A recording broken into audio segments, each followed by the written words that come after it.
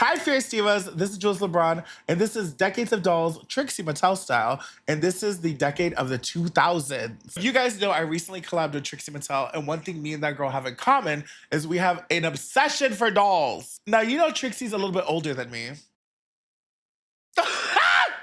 So she stopped at the 90s when she did her decade of dolls. And I was like, girl, where are the 2000s? So I took it upon myself to do the 2000s myself and share my experience with collecting dolls, all the favorite doll brands of the 2000s, any controversies, any dramas, and any similarities between brands that ended up cussing one of the brands out. Now, let's talk about Barbie in the early 2000s. Now, this is a Diva Collection Red Hot Barbie from 2002 Diva. Now, Diva, Barbie in the 2000s was all about glamour, and she upped her game because, Divas, if you guys don't know this, Barbie during the 90s was actually starting to lose momentum. Barbie sales weren't up like they used to be, but the Barbies that came out during the 2000s, I feel like are some of the best quality Barbies you'll ever find outside of true vintage Barbies, simply because there was so much competition out there at the time that Barbara really had to step her cookies up to be like on par with the rest of the girls. One of the things I really love about an early 2000s Barbie is the makeup is like next level, Diva. Now, this is probably one of the weirdest Barbies for me to be showcasing for this kind of video, because when I think of early 2000s Barbie, we think of like Cali Girl, we think of Fashion Fever, we think of like the most iconic early 2000s Barbie lines, but I don't have a lot of Barbies. But I did want to go over like decades of dolls with Barbie because I started collecting Barbies in the 90s, so it just felt the most natural. The Diva collection, I believe, started in 1999, and this is probably one of the last ones that was created. I have both the black and the white version of this doll, and Diva, I mean, she is everything, girl. Look at the back of this box. The nice is like nice and hard plastic. Can you hear that? Ah! This doll was released in 2002. And like, I mean, get into her makeup, get into this outfit. You could tell it was giving inspired by the VMAs, Grammys, red carpet looks. I mean, this to me gives Beyonce and Bootylicious. Some of my favorite dolls growing up were always actually Skipper. Skipper is my favorite Barbie diva. If you don't know, Skipper actually is Barbie's little sister. Barbie, in my opinion, is always like ambiguous because they call her the teenage fashion model. But in my mind, that diva's like 25 or 30.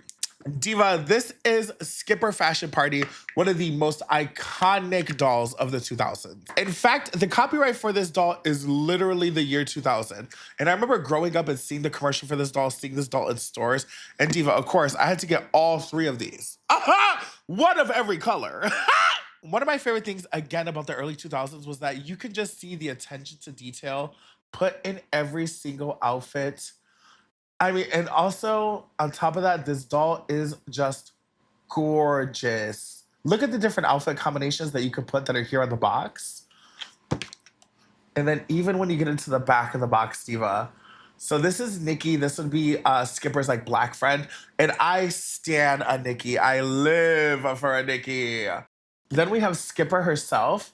And now this is, okay, so this doll has a price tag on it. I'm a sucker for a doll with a price tag on it. I don't know what about it. I have two of this doll, and the one that I opened was the one without the price tag, because something about like Walmart for $13, I paid $70 for this doll. During this time, Barbie was giving very like realistic. Like when you think of Fashion Fever, when you think of like working woman Barbie, like the late 90s and early 2000s Barbies were giving like realism, bitch. Like look at how realistic her face is. Like she has a realistic colored blonde hair. The outfit is a little crazy. And then this is the back of the box. Like, look at that middle part. Middle part busts down. Ah! Lastly, we have her redheaded friend, Courtney. I don't know what it was with Mattel. They love to do like a redhead, a brunette, and then like Barbie or Skipper or whoever. And that's reflected in a lot of lines. We'll go over that later because I have some more dolls to talk about that with. But this is Courtney, Fashion Party Courtney. She looks a little scary because her eyebrows have faded over time. Fashion Party Courtney. Ah, I love these dolls. They just look like they're having a good time. Like they look like girls you would want to be friends with. And me as like a miserable little Latino boy in the middle of nowhere, Chicago, bitch. Like, yeah, I want to be friends with these white women. Please. So on the topic of Skipper and Diva, let's go over some actual open dolls I have. So this is a Fashion Fever Skipper. She has the iconic blue flower tattoo. This doll is insanely expensive on the secondhand market. This was one of the few dolls I actually had as a kid growing up. And as an adult, I had to repurchase her. Diva, she was a pretty penny. But I mean, like, Diva, I get like, this explains everything. The sandy blonde hair, like the orange nude makeup, like the hooker clothing. This is exactly what I turned out to be. You know, they say like toys have no impact on a child. Well, so this is one of my favorite dolls of all time, Skipper. Now, from that same line, Diva, I have a story to tell y'all. So this is also from Fashion Fever. This is a Fashion Fever Shannon doll. Shannon was one of those one-off characters for the Fashion Fever franchise that never, I don't think ever got really any other dolls. But let me tell you about Shannon. So first of all, can we get into this outfit, the detail of this outfit? Look at this. Like, this is something I would wear right now. I have a shirt that's exactly like this. And then look at these hooker heels. You're gonna tell me, again, fat little Latino boy in the middle of Chicago, you're gonna hand me this? I would have lost my mind. Like, my parents did a good by me by not buying me this doll because I would have became a hooker immediately. But let me tell you about Shannon. So back in the day, I used to be on a MySpace like role play group, right? And it would be all of us that were playing different Barbie characters. Why am I telling you this? No regrets. So then I would be this girl named Kira, and sometimes I'd be Teresa, but Teresa was like, I don't know, I feel like I had to be like Latina Boots to be Teresa because she's like Latina Boots. But anyway, this character, Shannon Marie Ortega, whatever her name is, would bully me. Like the person who was role playing her would bully me. So I felt like it was my childhood duty to just like rebuy her and heal those childhood wounds. Give it up for Shannon. Fashion Fever Shannon. I believe she was released in 2006. She's gorgeous. And also, I love a blonde with brown eyes. Narcissism. Speaking of my childhood, I used to be obsessed with Kimora Lee Simmons. So when I grew up, I had to buy the baby fat Kimora Lee Simmons Barbie. Look at her. I've had this doll actually for quite a long time. I think I got her in 2019. So she's been with me for a good 6 years through various moves. This isn't even her original stand. She had at one point a purse and a little dog. I don't know where the little dog went. I don't know where the purse went. Ah! Yes, this is her, Diva, Kimora Lee Simmons. One of my favorite Barbies for the 2000s. I believe she was released in 2006. And she goes for like a good $200 on retail.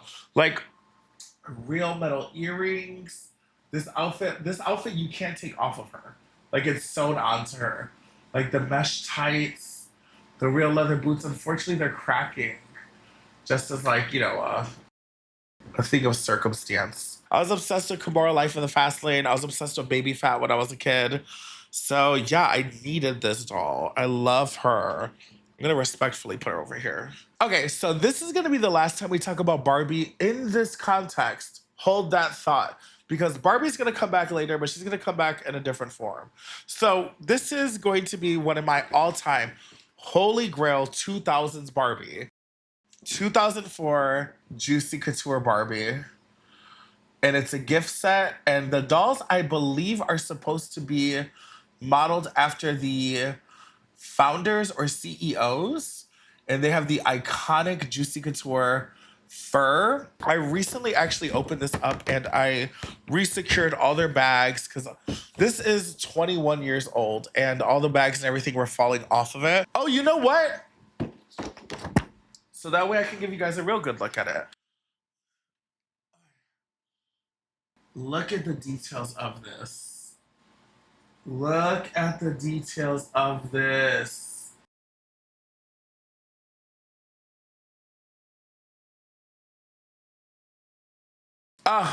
And then this is what the front of the box would look like when you get it at the store. And Divas, this retailed, I thought there was a price tag on this. This is also felt. Like this is like furry. Like this like logo. This retailed for $300 back in the day. This is actually one of the things that like was necessarily cheaper. Like that Kimora Simmons Barbie retailed for like $150, and I bought her for like $150. This retailed for like $300. I think I got it for like $150. But this is like like if you were an early 2000s bitch, like you were a doll person, like you grew up, and this is like the epitome encapsulation of the early 2000s feminine energy. Like this is everything. My favorite thing about fashion dolls is that they are sort of like there's sort of like a snapshot or like a screenshot in time. I've heard Trixie Mattel say this specifically, where they're kind of like a moment in time that's captured forever. Like these dolls are never gonna change. They're always gonna look like this. And these dolls are just so 2004. Like they look like two mean bitches from 2004. And I'm absolutely obsessed. The little dogs. The little dogs. Ah! So blessed to have this. Literally live for them. Before we head into the next big divas of the 2000s, I just want to go over like a few random doll lines that I really enjoyed that I have examples of. The one and only What's Her Face. What's Her Face was my jam! I lived for What's Her Face. So it's funny, this was the one I always wanted, and I had several What's Her Face dolls, but not this one. I don't know why. And this is the one I desperately wanted. So What's Her Face was a doll that was released in 2001. And this was sort of going after like the creative girl, like the girl who loved arts and crafts, the girl who was her own girl, not like other girls. She was very artsy, very cutesy. This doll comes with no face. And the intention was that you were actually going to use these, on this side. You're actually going to use all these different stamps. You see there's lip stamps, there's eye stamps, there's mouth stamps, there's nose stamps. And you would use this little mask that she came with and these markers, and you would draw your own face on the doll yourself. But she would come with different wigs that you could put on. Or they would sell different wigs that you could buy with the dolls. Some of the dolls would actually come with different wigs themselves. But these dolls, I believe, were like the basic ones that only came with the markers and the, like all the different stamps. Not only could you customize their faces, which is already insane, but you could pretty much customize everything about her. Like the outfit that she came in, you could like take off the top or like remove the bottom of it or like alter different things about it so that she could have different looks. And I just feel like even the packaging, the way the font looks, like all of this, like you can see the other characters down here. So super 2000s. And then this was the one in Beach Cool. I have an affinity for like beach dolls. I love a beach doll. Like something about a beach doll is everything to me. So I wanted to shout out What's Her Face because What's Her Face was so big in my childhood. Okay, divas. Earlier, you guys remember I said that Mattel loves to do this thing where they do like a brunette, a redhead, and a blonde. Let's talk about Barbie's next sister. Now, I didn't want to bring this up with the Barbies because this actually exists in its own separate universe.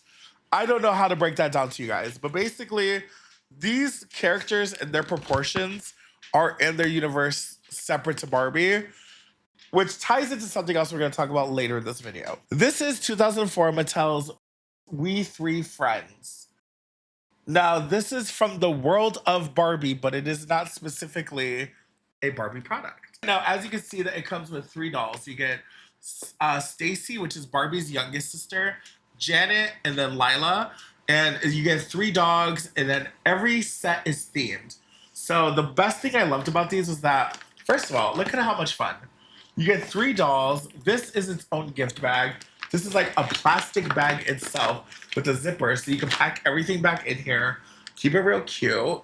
So this one is Dance, Dance, Dance, and this is the girls giving ballet realness, serving ballet cunt, doing ballet drugs at the ballet. Come on, ballerina. Come on, ballatina. This one, mira, this one. How nice, how beautiful. This one, how nice, how beautiful. Splash, splash, splash. You see a swimming, and swimming. And then look at the 3 dogs. I feel like the dogs almost feel like find what's that one thing where it's like find where's Waldo? Oh, Waldo. Yeah, like they feel like they're hidden. So this dog's about to drown. So this is splash, splash, splash. I think this turns into a pool. And this would be the plug where the water goes because this whole thing would turn into a pool. And then again, you have your 3 dolls. You have a bunch of accessories. You have towels. You have little pets in this convenient packaging. And then you get, look, you get like a black Latina one. You get a white girl. And then you get another Juanita. So you get, someone for everyone. It doesn't just end there. Party, party, party. These girls are going to a rave. They are doing rails, girl. They're out of control, divas. Party, party, party. Oh, these girls are getting wasted. I believe they're 13. Do with that information what you will. Then the dogs, every time the dogs, you see how they're molded to just be so fun? How much fun is this? Then look at the back. Look at how beautiful this is. Look at, oh, what's this one? Do I have this one? This is Snow, Snow, Snow. Oh, I love these. These are like my favorite. These are just like, just bring me back to a happier time. Oh, this is so much fun. And mind you, this is all released in 2004. What's happening? Then Mita, you thought the fun was over! Rain, rain, rain. The girls are outside. The girls are outside and the girls are getting rained on. The girls are outside in bad weather was basically the theme of this one. This is giving couture. This is giving high couture. Fashion, bitch. Fashion. Ugh. This is probably one of my favorite ones. Also, I love the color of like the packaging. Oh, I do have that one. This one was fun, fun, fun. Remember earlier I said I don't know if I had that one? I do. And then look at the puppies. They're having fun. Look at how they're dressed. This is so beautiful. Like the 2000s was such a special time in fashion doll history. And like, I like how they always take turns who's gonna be in the middle. You know? How cute. Part of the reason I brought these up though, was these, when I showed you that doll from earlier, the What's Her Face doll, these actually are the entire doll completed. Like it's the same face sculpt, the same body, everything, the same shoes, everything's the same. The body is the same. So if you have a What's Her Face doll and you're always like, I wonder what a completed doll would have looked like with an actual printed face. This is it. This is what it would have looked like. I don't think the face mold is exactly the same, but the body mold is the same. They have the same hair texture, the same clothing quality, the same clothing style. I think I'm only missing one of these. I believe it's like sleepover, sleepover, sleepover. I don't know, pass out, pass out, pass out or some shit. But yeah, we three friends. Like, look at how beautiful they look at the back of this box. Girl, do you want to be friends with us? Do you want to hang out? Let's be best friends. That's how this makes you feel. Now, this last one I feel like is going to be... This is where I feel like I might lose some of y'all. I lived for the Hannah Montana dolls. They were so much fun. I lived for the Hannah Montana dolls. And then this one specifically, because she had the outfit from the show, I believe. And girl, this one, she has a little Hannah Montana hairdo, which I always thought was so cute. And she just has the whole outfit on. I just love the Hannah Montana dolls. This is like so 2000s. What is this? 2007. So 2000s. I could probably make an entire part 2 to this video because, girl, we're about to get to some dolls right now.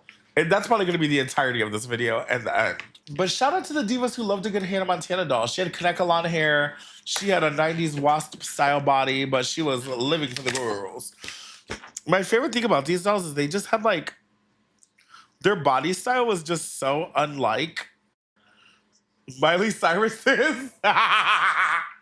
It's like, why does she have like a face on top of her face? I don't know what that's about. But she's cute. Love her. Very nostalgic, very demure, very cutesy. Divas, it's time. We have to talk about Bratz.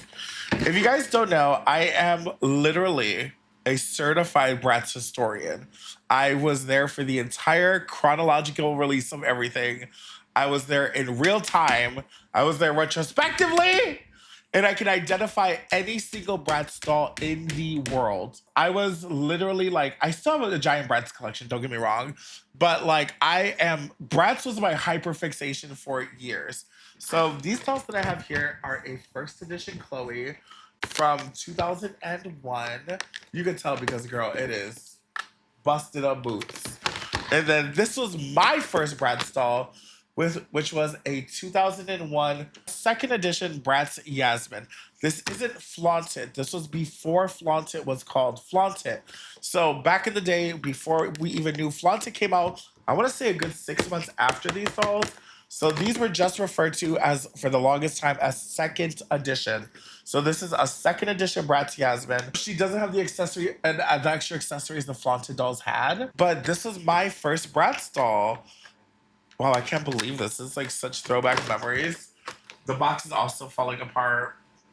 This exact doll obviously isn't the one that's from my childhood. I rebought it. I even have a second one of this doll. But yeah, girl. This is her. This is crazy. Bratz were like such a big part of like the fashion doll world in the early 2000s, specifically because Bratz ended up taking over the #1 fashion doll spot at the time from Barbie, which had never been done in all of Barbie's reign over the fashion doll, world. Bratz were my entire childhood. Actually, they were my entire like existence up until just a few years ago. I can tell you anything you've ever wanted to know about Bratz. We could make a whole entire separate video about Bratz, but we could not mention 2000s dolls without mentioning Bratz. And I'm gonna just show you guys a few of my faves real quick. OMG, we couldn't talk about this without talking about Bratz Boys Dylan. So this is actually, I think, technically my first Bratz doll, but this is my first Bratz doll. Because Bratz are called Bratz, this is a Bratz boy. You know what I mean? So the Bratz boy dolls, this is my first one ever. I'll never forget waking up on Christmas. My dad got me this. And he got me this with the Bratz car. And I was lit! I was so lit. These dolls like just meant so much to me growing up, especially these early versions of them. These like 2000s versions, not the later ones that all the other Bratz collectors are gonna tell you are superior. I'm talking about the crunchy ones, girl. These old ones, these are the ones.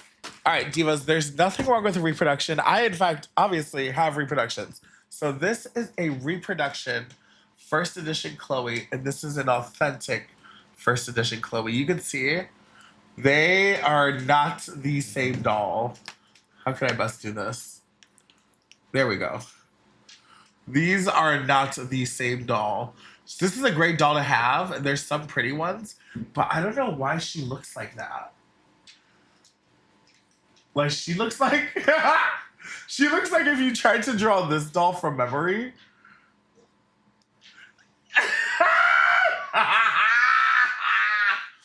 Me before the edible hitting, me after the edible hitting. The Bratz reproductions have come out recently, I believe since their 20th anniversary, which is 2021. So you can find these in a Target, in a Walmart, somewhere close by you. So Bratz legacy still lives on to this day. And they even release new dolls now, but those are not from the 2000s. So I didn't mention them in this video, but if you guys wanted the reproductions of those original, 2001 dolls, these are readily available everywhere, girl. At one point, these were like $5. So go get these. I have the original and the reproduction because, well, I'm a diva. On the subject of Bratz, we have to talk about my favorite Bratz lines real quick. Formal Funk. Formal Funk was my iconic Bratz line when I was a kid. Like, I wanted it so bad. Now, we can't talk about Bratz and me with Bratz without talking about Formal Funk and Sunkissed Summer, but that's just a whole other video because I actually have a surprise for you, divas. I have a brand new inbox Sunkissed Summer Bratz pool. So we're going to unbox that and put that together one day in a YouTube video. You guys will see that in the future on stream. Maybe that'll be tomorrow's stream. Anything to do with like teenage stuff when I was a kid, I was obsessed with. Like I loved like prom, like high school football games, like teenage classes, like before I ever got to high school, I was obsessed with high school. And Bratz for me, like as a kid, were like a peak into high school. So to me, the Bratz prom line, now this literally says on it, limited edition prom 2003. To be a teenager in 2003, to be at prom in 2003, That just feels like my dream. Like that would have been my dream. So this is Yasmin. Now the correct order to say the Bratz dolls' names doesn't really matter, but it is the correct order. Yasmin, Chloe, Sasha, Jade, then whatever other character. So we're gonna start with Yasmin. She's not a popular doll in the Bratz community just because a lot of people think she's ugly. But I think she's cute. I love her little artwork right here. I love her second outfit. They come with these exclusive little albums with little Polaroids.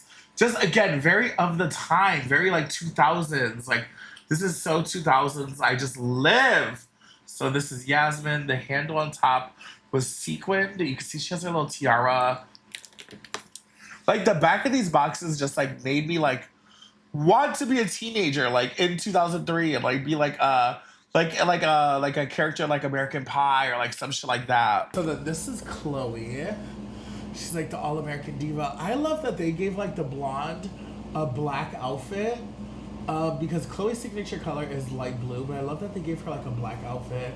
Feels very, very cunty. Now, there's something I want to point out. The white characters in this line, I'm not trying to like start up a conversation, but the white characters in this line, I don't know if you noticed, this is a limited edition of 141,394 out of 560,000. I just told you guys that other character was at 280,000. And the white character has nearly triple that amount of dolls made.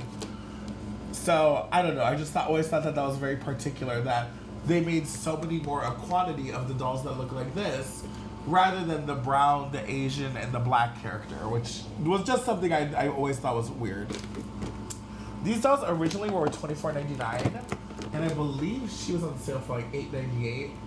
At one point I tried taking off the price tag before I fell in love with the idea of like having that original price tag on a doll. But yeah, it's just, again, like the artwork, it's so just like flirty, and like it makes you just like want to go to prom and like be a teen, and like, which is like the entire point of dolls, right? Sasha is my fave. Sasha's my favorite from this line. I'm a Sasha stan. She is gorgeous. This is one of the most gorgeous Sashas you'll ever see. She has this gorgeous glittery taupe lip color, these aqua eyes. She has really, really long, nice saran hair that has like these gorgeous highlights in it. Look at all her peach accessories, her dress. Like, everything is so gorge. Now, over time, this dress has oxidized. It actually was gold originally, but as you can see, everything's looking more and more orange and peach, and you can see even this over here is oxidizing. So that's just like what happens with dolls. But like, I mean, like you can see, like she has gloves, like a corsage, like she has a stand and like a mannequin body, and like she is 320,000. So she actually has more than the other character, which is interesting considering that like that other character is based off of the creator's daughter. So I'm not sure why they did that. That's very interesting. I don't know. I love this doll though. Formal Funk Sasha. I'm so happy to have this doll. This is actually one of the dolls I had as a kid. Jade was another one that I had as a child, and Diva Jade, I love that they always gave like her like these different like, I don't know, what felt very like East Asian kind of references. And again, you can see like she's oxidized here. Her plastic's oxidized. But she has this gorgeous second outfit. I mean, this Jade is absolutely breathtaking. Jade, again, one of my favorites. Super beautiful, just absolutely gorgeous. Like, look at her corsage, her glove. Beautiful, beautiful. Okay, the last one we have for the From a Fun collection. I don't have the boys, and I do have Nevra that came with a playset, but that's neither here nor there. So this is Dana. Dana came damaged without her box, which wasn't made creatively by the seller. So she is number, again, 560,000 of this character was made. I just work here. She's wearing this like nude pink colored outfit, which again sadly has oxidized over time. But then like has these green shoes on, and then she has a green outfit over here with the pink shoes. I don't know, that just threw me off. This is like the first time they start making Dana pretty. You guys know that I still believe in the lore that Megan and Dana, they don't fuck with each other. But yeah, so this is From a Funk Dana. What a gorgeous time. Again, Just like makes you want to be a teenager in the early 2000s. Everything just felt so much more simple. Okay, the last thing I want to talk about with Bratz, I'm obsessed with Bratz babies, but as an adult, I will say, wildly weird, wildly not okay. As an adult, wildly like these are just wild. That's it. Like that's it. Like a wild concept to be like, what if like we made toddlers like slutty? Like I don't know. And then this one's like, I'm sugar and I'm spice. It's just like theater to me. Like this is theater. I love Bratz babies when I was a kid. I didn't realize it was kind of weird until I grew up. And I don't even know if it's that weird really, if I'm just overthinking it. But I have like so many Bratz babies. I wasn't about to pull them all out for this video. But I just wanted to bring out these because if you remember the early 2000s, girl, you remember these Bratz babies. Phoebe and Roxy, these were everything. Again, sugar and spice. It's just getting a little, I don't know, it just feels like a dash inappropriate, but I live for it. Okay, so these last dolls we're gonna speed through because, girl, we gotta wrap this video up. But we can't talk about Barbie and we can't talk about Bratz without talking about My Scene Barbie. So, in case you don't know, this is My Scene Barbie. My Scene Barbie was released in 2002 as an effort to compete with the Bratz line because at that point, Bratz had taken 40% of the market share from Mattel and Barbie, and My Scene was a way to refresh Barbie and reintroduce her to the teen market as this fun, funky, fresh urban girl from New York with new friends, a new face, and a new style. A lot of people don't understand or realize that this is in fact Barbie. This isn't a lot of people think that My Scene was a whole different entity or wasn't even created by the Mattel company. But not only are they created by the Mattel company, they are quite frankly Barbie. You can see it's right there, Barbie. This is Barbie. This was what Barbie looked like in the Y2K era. This is again 2002. So Mattel created these dolls. And I love My Scene. I have tons of My Scene dolls. But Mattel definitely only created these to compete with Bratz and didn't intend for them to actually be a doll line with any longevity because none of the characters have any depth. All of the characters are basically interchangeable with one another, which means that like there's no back thought or background put into any of the characters, any of the designs. And even Mattel's like own employees have come out at different points and said that this doll line was only intended to be made and then disposed of. It was only ever created with the intention to compete and to take down Bratz. It was never supposed to be its own doll line that ever saw any type of like real momentum or success. I loved My Scene. I didn't understand at the time that like they were competing with Bratz. I think I just thought that like this was the style of doll of this era, and that's kind of like what we were getting. I'm trying to show you guys without the glare. So this is Barbie. She comes in 2 outfits. Giving very much Bratz vibes, but like Bratz light. Like it's not as like risque as Bratz. Now this is my personal favorite character, Madison. The other box doesn't do that. I'm not sure why. But the focus of this doll line was very much like friends, makeup, fashion, which again was very Bratz at the time. I don't know if anyone knows this, but Chelsea was actually the most popular character of the franchise. So Chelsea here is actually one of my favorite dolls ever, this first edition Chelsea. This just brings like so many memories. I remember looking at the Toys R Us catalog from like 2002, 2003, and seeing these dolls and wanting them so bad because they just look so chic and so glam. She's gorgeous. She's intended to be like the Latina ambiguous character. Okay, so I do want to just show you because again, I love My Scene dolls. Just some of my personal favorite My Scene dolls. So this is My Scene Out and About. This is Madison and Sutton. And I love these dolls because if you notice, like she's smiling. Whereas these My Scene dolls, like she's not smiling. I just thought that these dolls were so cutesy. I just thought that this face mold and how these dolls look are so cutesy. I love this outfit. She gives me like Beyonce, early 2000s Beyonce. Like, I love that she has her little boyfriend with her. I've always loved a doll pack that was like a boy and a girl, just because I felt like growing up, my dad would only justify getting me dolls if there was like a boy one. So a lot of the times I would get doll packs that was like a boy and a girl. And then I have another one here. This is Night on the Town, My Scene, Madison and Sutton. And tell me she's not giving Beyonce. Like, that is Beyonce. Beyonce. I live. Some of my favorite dolls absolutely ever. These are in my bedroom. That's how much I love these dolls. You can see the other characters in the back of the box. They're dressed all so cute for like the Night of the Town. These are special edition, and I remember when these were out, divas, these dolls were $69.99. I got this for 40 bucks. Sometimes you spend more, sometimes you don't. I'm trying to like expand my Madison collection because Madison is like my holy grail favorite My Scene character.